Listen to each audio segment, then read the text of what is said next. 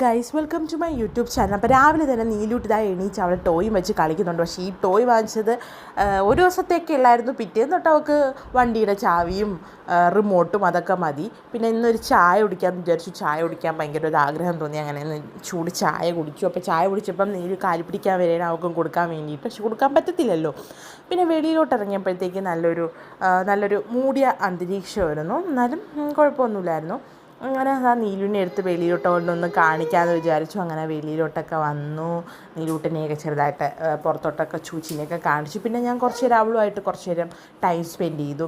അവളുമായിട്ട് കളിക്കാൻ കുറച്ച് നേരം ടൈം സ്പെൻഡ് ചെയ്തു.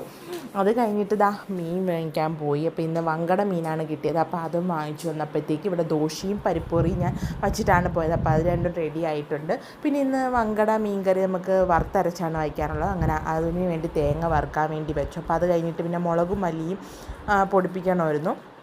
അങ്ങനെ അതിന് വേണ്ടിയിട്ട് ഉണക്കാൻ വേണ്ടി വെയിലത്ത് വയ്ക്കണം. അപ്പം വെയിലിൽ നിന്ന് വന്നും പോയി നിൽക്കുമായിരുന്നു. ഇച്ചിരി മഴയൊക്കെ ഉണ്ടായിരുന്നു. അപ്പം കുറച്ച് കഴിഞ്ഞപ്പോൾ നമ്മൾ പൊരിച്ച മീൻ റെഡിയായി. വിഴുക്കുവരട്ടി, മാങ്ങ അച്ചാർ, മീൻ കറി തിളയ്ക്കുന്നുണ്ട്. അപ്പോൾ അതൊക്കെ സെറ്റായിട്ടുണ്ട്. പിന്നെ നീലൂട്ടനെ കുളിപ്പിക്കേണ്ടതാണ്. അപ്പം ഭയങ്കര പാടാണ് കേട്ടോ ഇപ്പോൾ കുളിപ്പിക്കുന്നത്. കൊച്ചിനെ കുളിപ്പിക്കുന്നത് കണക്കേ അല്ല, ഇപ്പം കുളിപ്പിക്കാൻ ഭയങ്കര പാടാണ്, നിന്ന് തരത്തില്ല. പിന്നെ അവൾ പാലൊക്കെ കുടിച്ചിട്ട് സുഖമായിട്ട് ഇങ്ങനെ ഒരു കിടപ്പ് ഒരു മണിക്കൂർ അവൾ ഉറങ്ങിക്കോളും. അത് എൻ്റെ മടിയിലിരുന്ന് ഉറങ്ങത്തുള്ളൂ. അത് കഴിഞ്ഞിട്ട് കുറച്ച് കഴിഞ്ഞപ്പോൾ അവൾ എണീച്ചു. 1 മണിക്കൂർ കഴിഞ്ഞിട്ട് അവൾ എണീച്ചു. ഇന്നത്തെ വീഡിയോ ഇത്രയേ ഉള്ളൂ. അപ്പം ഈ വീഡിയോ ഇഷ്ടപ്പെട്ടെങ്കിൽ ഈ ചാനൽ സബ്സ്ക്രൈബ് ചെയ്യണേ.